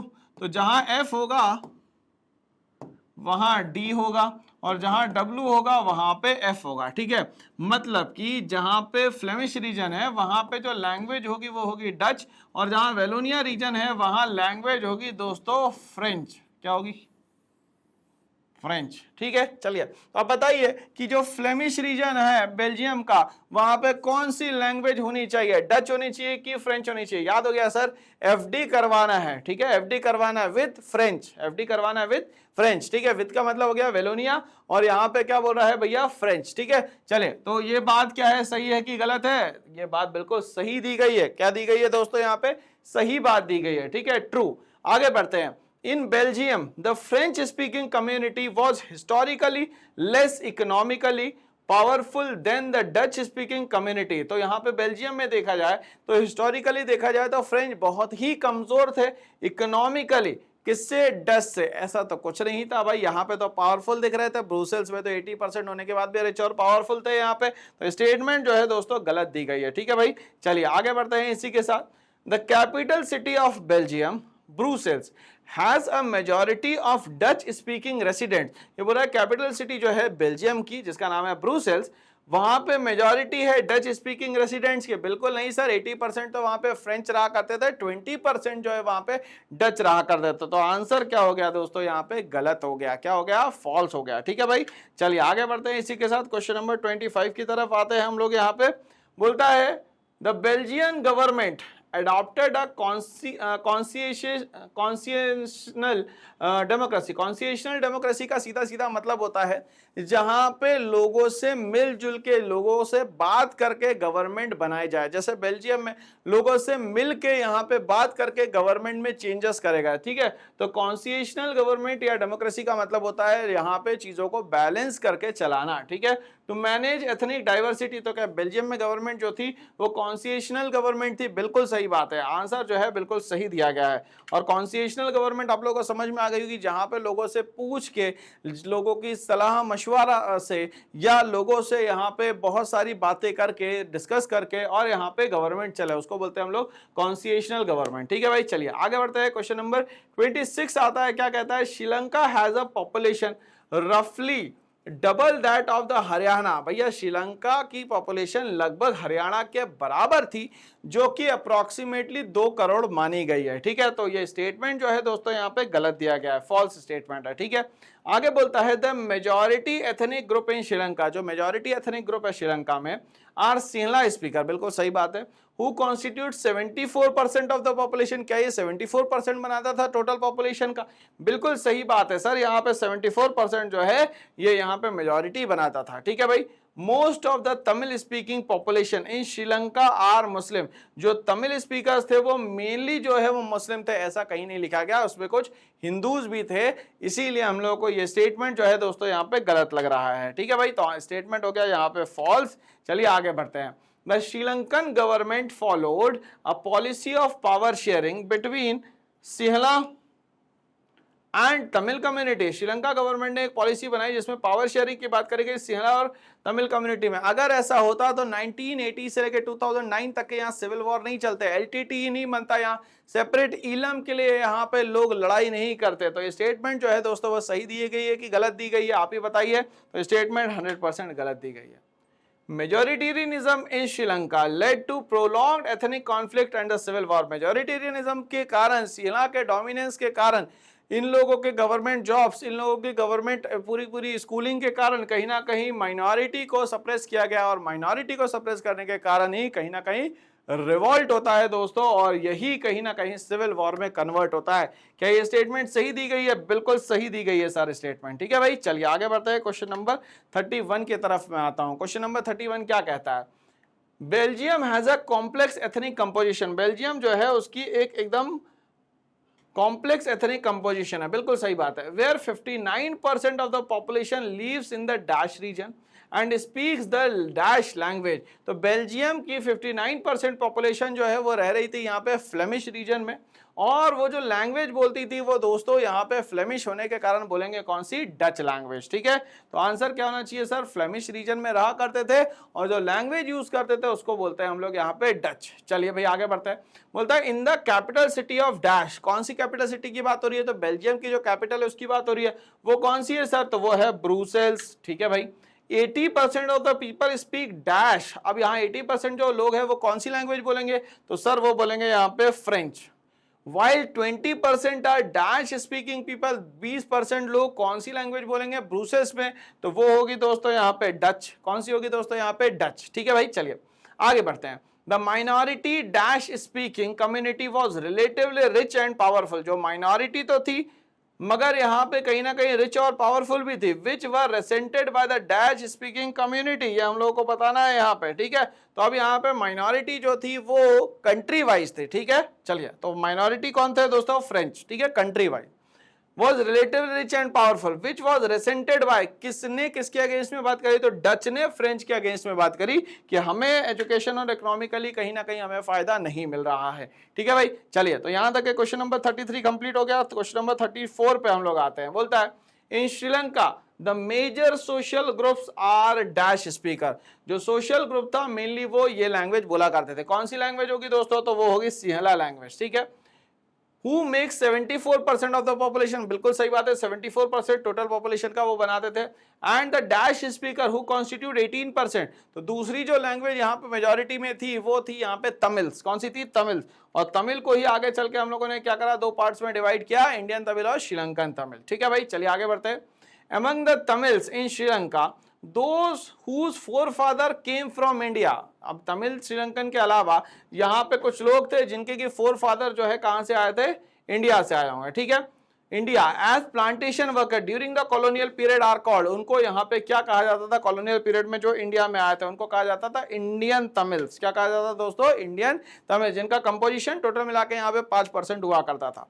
क्वेश्चन नंबर 36 आते हैं, क्या कहता है, in Belgium the Dutch speaking people constitute a dash. Belgium में डच स्पीकिंग जो पॉपुलेशन है वो कितनी थी, तो वो लगभग यहाँ पे 20%, मानता हूं मैं, कितना मानता हूं दोस्तों, यहाँ पे 20%, ठीक है। यहाँ पे बेल्जियम में बोल रहा है कंट्री में, तो यहाँ तो 59% मानना पड़ेगा। अगर ब्रुसेल्स में बोल देते तो कितनी माननी पड़ती दोस्तों, यहाँ पे 20% मतलब minority in the country, but a dash in the capital Brussels. अब यहाँ पे डच जो है वो कंट्री के लेवल पे क्या हो गई, माइनॉरिटी हो गई, तो यहाँ पे क्या हो गया दोस्तों, माइनॉरिटी, और कंट्री के लेवल पे क्या हो गया, मेजॉरिटी। बट अंडरस्टैंडिंग लेवल इतना अच्छा रहा कि आगे चल के ब्रुसेल्स को यूरोपियन यूनियन जो है उसका हेडक्वार्टर बनाया गया दोस्तों, ठीक है। चलिए आगे बढ़ता है इसी के साथ। नेक्स्ट क्वेश्चन नंबर 37 क्या कहता है, the tensions between Dutch speaking and French speaking. अब ये डच और फ्रेंच के बीच में कहीं ना कहीं क्लैशेस तो चल रहे थे। In Belgium was particularly acute during the dash and dash, ठीक है। कब से कब तक के ये जो प्रॉब्लम है धीरे धीरे करके बढ़ना शुरू हो जाती है, तो 1950s से लेके 60s के बीच में ये प्रॉब्लम बढ़ना शुरू होती है, और 70s से लेके 1993 तक के यहाँ पे कॉन्स्टिट्यूशन में 4 बार अमेंडमेंट होके यहाँ की जो प्रॉब्लम है उसको यहाँ पे 100% रिजॉल्व कर दिया जाता है, सॉल्व कर दिया जाता है। तो प्रॉब्लम कब से कब तक के चलती है दोस्तों, तो 1950s से लेके 1960s तक के ये प्रॉब्लम जो है कंटिन्यूअसली चलते चले जाती है, ठीक है भाई। चलिए क्वेश्चन नंबर 38 मुझसे बोलता है, in Sri Lanka most of the Sinhala speaking people are dash. Sri Lanka में जो सिंहला स्पीकिंग पीपल थे वो dash, while most of the Tamils are either dash, और यहाँ पे डैश बोला गया, ठीक है। तो क्वेश्चन नंबर 38 हम लोगों से बोलता है कि ये जो सिंहला स्पीकिंग पीपल है वो एक रिलीजन को फॉलो करते थे which is known as Buddhism, और बुद्धिज्म स्प्रेड कहाँ से होता है, तो सर होता है वो बिहार के बोध गया से, ठीक है भाई। चलिए तो यहाँ पे जो सिंहला स्पीकर पीपल है वो कौन है, तो वो है भाई बुद्धिस्ट। कौन है भाई, Buddhist. While most of the Tamils are either, Tamil जो है वो क्या होंगे, या तो होंगे दोस्तों वो हिंदूज, या तो वो दोस्तों होंगे यहाँ पे मुस्लिम्स। क्या होंगे दोस्तों यहाँ पे, मुस्लिम्स, ठीक है भाई। चलिए आगे बढ़ते हैं इसी के साथ। क्वेश्चन नंबर 39 की तरफ जाता हूं। ये कहता है, Belgium adopted a dash democracy to manage its ethnic diversity. अब बेल्जियम में प्रॉब्लम ये थी कि एथनिक डाइवर्सिटी आ गई थी, कैरेक्टराइज बाय पावर शेयरिंग, कहीं ना कहीं ये पावर शेयरिंग की बात करता है, बिटवीन डिफरेंट कम्युनिटी लीडर। अब ऐसे टाइप की डेमोक्रेसी को हम लोग क्या बोल सकते हैं, जो कहीं ना कहीं एथनिक डाइवर्सिटी को या तो कल्चर को लेकर चलती है, अलग अलग कैरेक्टर्स को लेकर चलती है, तो उसको बोला जाता है कॉन्स्टिट्यूशनल गवर्नमेंट। क्या बोला जाता है, कॉन्स्टिट्यूशनल गवर्नमेंट, या बोला जाता है दोस्तों यहाँ पे कॉन्स्टिट्यूशनल या डेमोक्रेसी। याद रहेगा क्या ये वर्ड आप लोगों को दोस्तों यहाँ पे, तो कॉन्स्टिट्यूशनल जो गवर्नमेंट है या डेमोक्रेसी है उसमें यहाँ पे एथनिक डाइवर्सिटी के हिसाब से लोगों से पूछ के यहाँ पे सरकारें बनाई जाती है, लोगों के हिसाब से पूछ के यहाँ पे रूल किया जाता है, ठीक है भाई। चलिए आगे बढ़ते हैं। क्वेश्चन नंबर 40 आता है, क्या कहता है, majoritarianism in Sri Lanka where the majority community imposes its will on minority led to a prolonged, क्या होता है भाई इसके कारण, जो मेजोरिटेरियनिज्म मतलब सिंहला स्पीकर जो मेजोरिटी सप्रेस करती है यहाँ पे कहीं ना कहीं माइनॉरिटी, तो यहाँ पे क्या स्थिति बन जाती है, तो यहाँ पे 1980s के बाद जो स्थिति बनती है उसको बोला जाता है सिविल वॉर। 80s के बाद एक सेपरेट इलम मतलब सेपरेट स्टेट की बात की जाती है नॉर्थ और east area of the Sri Lanka में। तो नॉर्थ और ईस्ट एरिया जो श्रीलंका का है उसका डोमिनेंस शो करने के लिए एलटीटी नाम का ग्रुप बनाया जाता है, जिसको लेड करता है Venu Pillai Prabhakaran. Liberation of Tamil tiger Eelam 2009 में फाइनली में जाके ये सिविल वॉर खत्म होता है किसी तरीके से। तो अब यहाँ पे जो प्रोलॉन्ग्ड स्टार्ट होता है वो क्या होता है दोस्तों, उसको बोलते हैं हम लोग यहाँ पे सिविल वॉर। क्या बोलते हैं दोस्तों यहाँ पे, सिविल वॉर। तो इस तरीके से ट्रू और फॉल्स जब हम लोग बैक टू बैक करते चले जाते हैं तो इसमें हमें ये समझ में आता है कि हम जो स्टेटमेंट पढ़ रहे हैं वो सही है या नहीं है, हम जो सोच रहे हैं वो सही है कि नहीं है। और मैंने आपसे कहा practice practice practice, perfection perfection perfection, success success success. तो अब हम लोग आगे की तरफ बढ़ेंगे दोस्तों यहाँ पे, और आगे का जो हमारा सफरनामा है वो कुछ इस तरीके से शुरू होता है कि अब हम लोगों ने सबसे पहले तो मल्टीपल चॉइस क्वेश्चन कर लिए, उसके बाद हम लोगों ने कर लिए सर यहाँ पे ट्रू और फॉल्स, और उसके बाद हम लोगों ने कर लिए फिल इन द ब्लैंक्स। और अब हम लोग यहाँ पे आ रहे हैं भाई दर्शन और रीजंस पे, जहाँ पे दो बातें दी जाएगी, जहाँ पे पहली बात का कारण जो है दूसरी बात होनी चाहिए, इसी को बोलते हैं एजर्शन और रीजन, ठीक है भाई। चलिए तो यहाँ पे क्वेश्चन नंबर 1 मतलब कि हमारे लिए तो क्वेश्चन नंबर 1 है, मगर ये 41 बोल रहा है, ठीक है भाई। तो डीपीबी का क्वेश्चन नंबर 41 जो है, क्वेश्चन नंबर 41 बोलता है Belgium capital city Brussels has a complex linguistic demography. क्या ये बात सही कही गई है कि बेल्जियम जो कि एक यूरोपियन कंट्री है जिसकी कैपिटल ब्रुसेल्स, अब यहाँ पे इसकी जो लिंग्विस्टिक डेमोग्राफी है ये थोड़ी सी कॉम्प्लेक्स है। हाँ कॉम्प्लेक्स थोड़ी सी मानते हैं क्योंकि 80% और यहाँ बात होती है सर 20% की।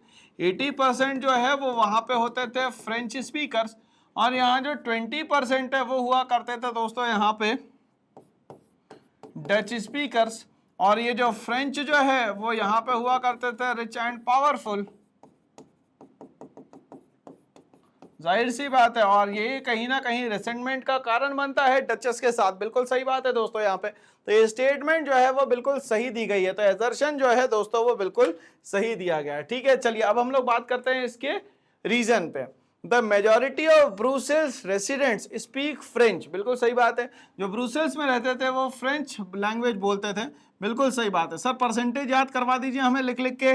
बिल्कुल याद करवा देते हैं दोस्तों, ये लो 80% यहाँ लिख लिख के याद करवा दिया आपको। फिर बोलता है why only the minority speak Dutch. कितना माइनॉरिटी है भाई? तो 20% माइनॉरिटी कहलाती है। कितनी परसेंट? 20% माइनॉरिटी कहलाती है। बोलो हाँ या ना। तो अब ये स्टेटमेंट जो है वो सही है कि नहीं है? बिल्कुल सही है सर। तो असर्शन भी सही है और रीजन जो दिया गया है दोस्तों वो भी क्या है? हमारे लिए 100% सही है। ठीक है भाई, चलिए आगे बढ़ते हैं हम लोग। नेक्स्ट क्वेश्चन नंबर 42 की तरफ आते हैं। बोलता है the Belgium government implemented federalism. कहीं ना कहीं बेल्जियम गवर्नमेंट ने कहीं ना कहीं डिवीजन ऑफ पावर किया, हाँ या ना? ठीक है, अब ये डिवीजन ऑफ पावर या फेडरलिज्म का सीधा सीधा मतलब ये होता है कि यहां पे या तो गवर्नमेंट को हॉरिजॉन्टली डिवीजन कर दिया जाए,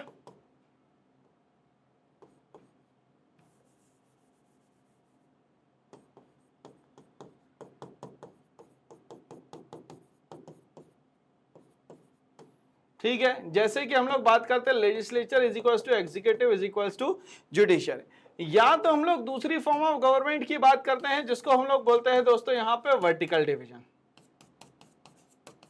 अब ये वर्टिकल डिवीजन कैसे हो सकता है? जैसे हम लोगों ने बोला यहाँ पे यूनियन गवर्नमेंट, फिर हम लोगों ने बोला दोस्तों यहाँ पे स्टेट गवर्नमेंट, और फिर हम लोगों ने बोल दिया यहाँ पे लोकल सेल्फ गवर्नमेंट। ठीक है भाई, तो इस तरीके का जो डिवीजन है ऊपर से लेकर नीचे तक के, इसको हम लोग बोलते हैं वर्टिकल फॉर्म ऑफ गवर्नमेंट। तो अब यहाँ बोल रहा है कि क्या बेल्जियम में डिवीजन ऑफ पावर फेडरलिज्म के थ्रू हुआ?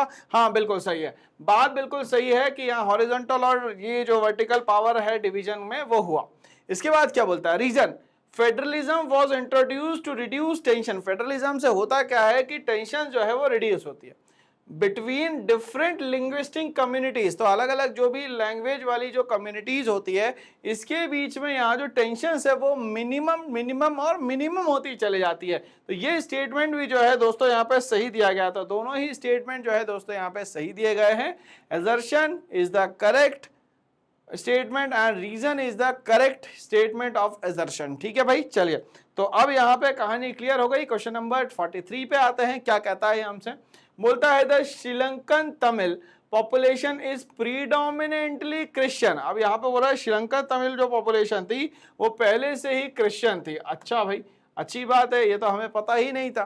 तो यहाँ पे क्रिश्चियंस की तो बात नहीं हो रही भाई। ठीक है, most of the Tamil population in Sri Lanka are descendant of plantation workers from India। एक समय था कॉलोनियल पीरियड के पहले तमिलनाडु और श्रीलंका में बहुत अच्छा आना जाना लगा रहता था। तो यहाँ पे तमिलनाडु से श्रीलंका लोग आना जाना करते थे, और उस समय जो कॉलोनियल पीरियड था उस समय ये लोग आके यहाँ पे बस गए। ठीक है भाई, और फाइनली श्रीलंका जब ये इससे फ्री होता है वो है 1948। ठीक है भाई, तो इस तरीके से देखा जाए तो जो एजर्शन दिया गया है दोस्तों गलत दिया गया है कि श्रीलंकन तमिल जो है मेनली क्रिश्चियन पॉपुलेशन के लोग थे। बिल्कुल गलत बात की गई है यहाँ पे। रीजन जो है बोलता है कि तमिल पॉपुलेशन जो है श्रीलंका में डिसेंडेंट थे कहीं ना कहीं प्लांटेशन वर्कर फ्रॉम इंडिया। तो ये पर्टिकुलर स्टेटमेंट देखा जाए तो यहाँ पे सही है। ठीक है भाई, चलिए, मगर ये इसका रीजन नहीं है। ठीक है, चलिए अब यहाँ पे हम लोग आगे बढ़ते हैं, क्वेश्चन नंबर 43 के बाद क्वेश्चन नंबर 44 पे आते हैं। बोलता है majoritarianism led to significant ethnic conflict in Sri Lanka. कहीं ना कहीं मेजोरिटेरियनिज्म के कारण ही बहुत ज्यादा कॉन्फ्लिक्ट क्रिएट होता है श्रीलंका में। बिल्कुल होता है, क्योंकि हम लोगों ने देखा 1948 में देश जो है आजाद हो जाता है कॉलोनियल पीरियड से। 1956 में एक एक्ट बनता है जिसमें सिंहला को सब कुछ मान लिया जाता है, सिंहला लैंग्वेज को ऑफिशियल लैंग्वेज मान लिया जाता है, और सिंहला स्पीकर जो होंगे उनको यहाँ पे गवर्नमेंट जॉब्स और बहुत सारी फैसिलिटीज प्रोवाइड की जाएगी। ठीक है भाई, यहां तक के कहानी क्लियर। बट यहाँ पे ये लोग क्या कर रहे हैं, डोमिनेंस शो कर रहे हैं किस पे, माइनॉरिटी पे। वो यहाँ पे क्रिश्चियंस भी है, वो यहाँ पे मुस्लिम भी है, वो यहाँ पे श्रीलंकन तमिल भी है, और वो यहाँ पे इंडियन तमिल्स भी है। तो इन पे क्या कर रहे हैं, वो कंटिन्यूअसली यहाँ पे माइनॉरिटी को सप्रेस करने की कोशिश कर रहे हैं। ठीक है, तो ये स्टेटमेंट असर्शन जो दिया गया है बिल्कुल सही दिया गया है। रीजन क्या बोलता है, द सिंहला मेजोरिटी गवर्नमेंट, जो सिंहला की मेजोरिटी गवर्नमेंट है, impose policies favouring the Sinhala language and the Buddhism. तो यहाँ पे बोल रहे हैं आपको मानना है तो मानो, नहीं तो देश छोड़ के चले जाओ। ये तो गलत बात है भाई यहाँ पे। तो यहाँ पे सिंहला मेजोरिटी जो है कहीं ना कहीं डोमिनेंस शो करती है लोगों पे, और माइनॉरिटी को हर तरीके से सप्रेस करने की यहाँ पे कोशिश करती है। और यहाँ पे एक ही रिलीजन चलाने की बात करती है, वो है दोस्तों यहाँ पे बुद्धिज्म। और इनके खिलाफ जो आवाज उठाता है उसको कहते हैं दोस्तों यहाँ पे LTT, liberation of Tamil tiger इलम। ठीक है, तो ये स्टेटमेंट जो दी गई है 100% सही दी गई है। ठीक है भाई, चलिए आगे बढ़ते हैं। इसी के साथ क्वेश्चन नंबर 45 पे आते हैं। क्वेश्चन नंबर 45 क्या बोलता है, the ethnic composition of Belgium and Sri Lanka are similar. अगर हम लोग यहाँ पे बात करें बेल्जियम और श्रीलंका की जो कंपोजिशन दिया गया है वो बिल्कुल सिमिलर है, तो भैया ऐसा तो है ही नहीं। क्यों, क्योंकि अगर हम लोग बेल्जियम और श्रीलंका को देखें तो वो बिल्कुल अलग अलग है।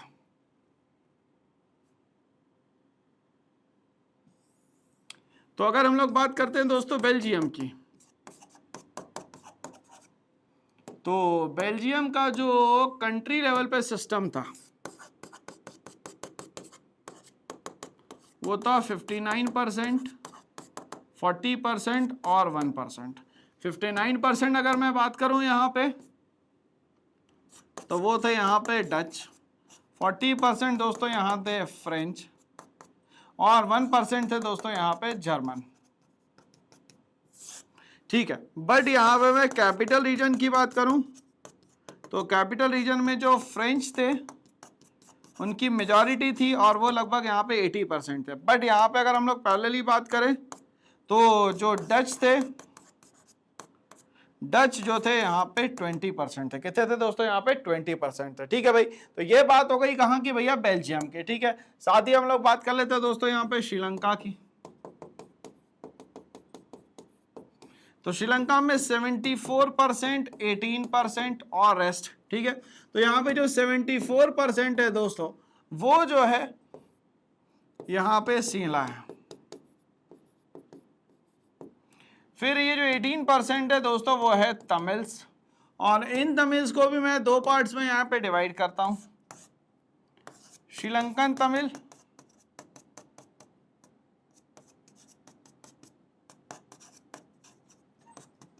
और जो दूसरे हो गए दोस्तों वो हो गए यहाँ पे।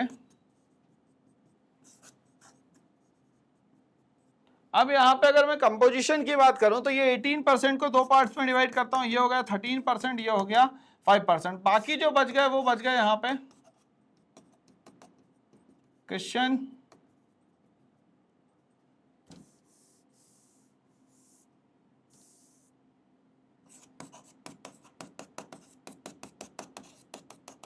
और बच गए मुस्लिम्स। तो यहाँ टोटल करेंगे तो ये लगभग 8% बन जाता है दोस्तों यहाँ पे। ठीक है, तो अब यहाँ पे बोल रहे हैं कि दोनों की एथनिक कंपोजिशन जो है बराबर है, तो ये तो गलत बात की गई है भाई, सिमिलर तो है ही नहीं कहीं से कहीं तक के, अलग अलग सिस्टम्स पे काम कर रहे हैं। मतलब ये स्टेटमेंट जो दी गई है दोस्तों, पहली स्टेटमेंट जो दी गई है फॉल्स दी गई है। इस कंपोजिशन से हम लोग को यहाँ पे समझ में आता है। इसका स्क्रीनशॉट ले लीजिएगा, एग्जाम में काम आएगा आपको। ठीक है, चलिए तो यहाँ तक की कहानी क्लियर हो गई दोस्तों यहाँ पे। तो चलिए, तो पहला स्टेटमेंट क्या दिया गया है दर्शन, गलत दिया गया है सर, बिल्कुल गलत दिया गया है।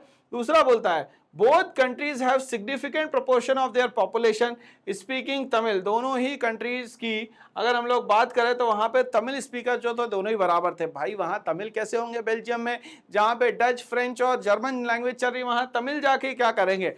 क्योंकि इंडिया के बगल में श्रीलंका है तो वहां पे इंडियन तमिल मिल जाएंगे, मगर देखा जाए कि बेल्जियम में तमिल मिल जाए ये ऐसा तो पॉसिबल नहीं लगता। ठीक है, तो स्टेटमेंट जो है दोस्तों गलत दी गई है। ठीक है, चलिए तो 45 क्या हम लोग आ जाते हैं 46 पे। 46 क्या बोलता है भाई, बोलता है the French speaking community in Belgium was historically more powerful. बिल्कुल सही बात है, क्योंकि पैसा अच्छा खासा था। कैपिटल सिटी में हम लोग बात करें तो कैपिटल सिटी में इनका परसेंटेज जो था 80% था। तो ये स्टेटमेंट दोस्तों यहाँ पे सही दी गई है। 46 का जो पहला स्टेटमेंट असर्शन दिया गया है वो सही दिया गया है।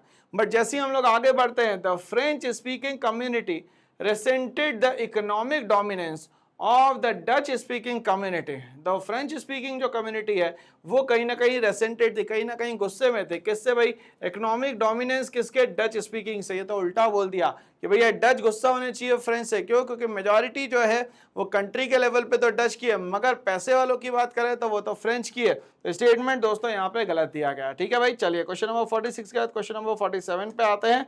क्या बोलता है यहाँ पे, Belgium successfully avoided major ethnic conflict by adopting a majoritarian approach। Belgium ने कभी भी यहाँ पे मेजोरिटेरियन अप्रोच यूज नहीं किया, कॉन्स्टिट्यूशनल फॉर्म ऑफ डेमोक्रेसी को इसमें यूज किया गया था। कहीं ना कहीं एथनिक सिस्टम को, कहीं ना कहीं वहाँ के कल्चर को, इन सब चीज़ों को यहाँ पे ऑप्ट किया गया था। काफ़ी पीसफुली ट्रांजैक्शंस या काफ़ी पीसफुली बैलेंस के जो एग्रीमेंट है वो होते हैं डच और फ्रेंच के बीच में। अगर कंट्री के लेवल पे डच का डोमिनेंस था, तो अगर हम लोग बात करें कैपिटल के मामले में फ्रेंच का डोमिनेंस था। तो दोनों ने दोनों की बातें मानी, दोनों चीज़ों को बैलेंस किया और पीसफुली 1970 से लेकर 1993 के बीच में पीसफुली यहाँ पे 4 कॉन्स्टिट्यूशनल अमेंडमेंट हुए।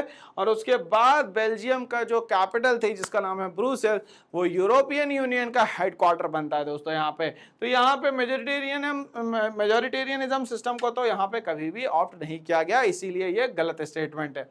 Majoritarianism allows the majority to rule without considering minority interest. बिल्कुल सही बात है। मेजोरिटेरियनिज्म जैसे हम लोगों ने श्रीलंका में देखा, 1956 में एक्ट बनता है और मेजोरिटी सिंहला जो है वो बन जाती है यहाँ पे ऑफिशियल लैंग्वेज, और कहीं ना कहीं माइनॉरिटी को 100% सप्रेस कर दिया जाता है। तो ये कैसे कर दिया जाता है, क्यों कर दिया जाता है, तो ये सारी चीजें जो है हम लोग को यहाँ पे समझ में आती है। और ये मेजोरिटेरियनिज्म जो है कहीं ना कहीं माइनॉरिटी को सप्रेस करने का पूरा पूरा एक सिस्टम बना हुआ है। बिल्कुल सही बात है दोस्तों, और आंसर जो है वो बिल्कुल सही दिया गया है, यहाँ पे ट्रू है। ठीक है, चलिए क्वेश्चन नंबर 48 पे मैं आता हूँ। क्वेश्चन नंबर 48 क्या बोलता है भाई, the Belgium government had to address the unique situation in Brussels. तो बेल्जियम गवर्नमेंट जो है वहाँ के लीडर्स अच्छे थे, समझदार थे, इसीलिए एक अच्छी यूनिक सिचुएशन बनती है ब्रुसेल्स में और पीसफुली सारी प्रॉब्लम जो है वो सॉल्व हो जाती है। तो क्या स्टेटमेंट सही है? बिल्कुल सही दिख रहा है दोस्तों मुझे तो स्टेटमेंट। ठीक है भाई, सही दिया गया। Brussels had a Dutch speaking majority, गलत बात बोलती भैया यहाँ पे।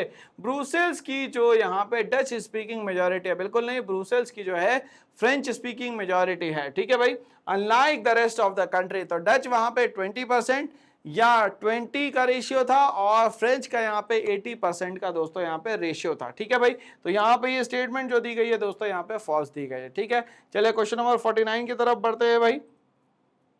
The Sinhala speaking community in Sri Lanka constitutes a majority of the population. जो सिंहला स्पीकिंग कम्युनिटी है श्रीलंका में वो ज्यादा थी कंपैरेटिवली। बिल्कुल सही बात है, 74% सिंहला थे, 18% जो थे तमिल्स थे, जिसमें श्रीलंकन तमिल 18% में से 13% और जो इंडियन तमिल है वो 5%। ठीक है भाई, चलिए तो मेजॉरिटी जो पॉपुलेशन है सिंहला स्पीकर्स के वो कौन है भाई, यहाँ पे वो कौन है, बुद्धिज्म को फॉलो करने वाले। कौन सा रिलीजन फॉलो करेंगे, बुद्धिज्म। ठीक है, तो स्टेटमेंट जो दोस्तों दी गई है वो बिल्कुल 100% सही दी गई है।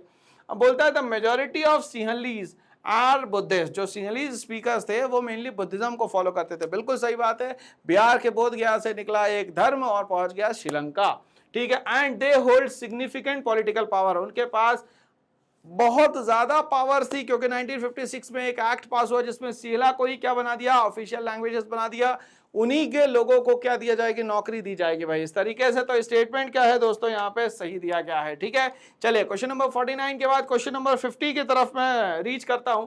क्वेश्चन नंबर 50 कहता है both Belgium and Sri Lanka have used power sharing mechanism. Belgium और श्रीलंका में दोनों में ही पावर शेयरिंग मैकेनिज्म यूज हुआ टू मैनेज एथनिक डाइवर्सिटी। बिल्कुल नहीं, पावर शेयरिंग तो दोनों जगह पे यहाँ पे 100% इस्तेमाल नहीं हुआ, ठीक है। क्यों? क्योंकि श्रीलंका में तो मेजोरिटेरियनिज्म सिस्टम स्टार्ट हुआ और बेल्जियम में कहीं ना कहीं कॉन्स्टिट्यूशनल फॉर्म ऑफ जो गवर्नमेंट होती है, डेमोक्रेसी जो होती है, उसका यूज किया गया, ठीक है। तो यहाँ पे दोनों में ही एक जैसा जो सिस्टम है वो यूज किया गया, ये स्टेटमेंट जो है गलत दी गई है, ठीक है। Power sharing mechanism are essential. Power sharing का जो मैकेनिज्म है वो बहुत जरूरी है for reducing ethnic tensions and ensuring political stability. Power sharing mechanism जो है वो जरूरी है कहीं ना कहीं एथनिक टेंशंस को खत्म करने के लिए और पॉलिटिकल स्टेबिलिटी लाने के लिए। बिल्कुल सही बात है, बिना पावर शेयरिंग के ये जो प्रॉब्लम्स है, वो टेंशन जो है वो खत्म नहीं होने वाले। तो स्टेटमेंट जो है दोस्तों यहाँ पे बिल्कुल सही दी गई है।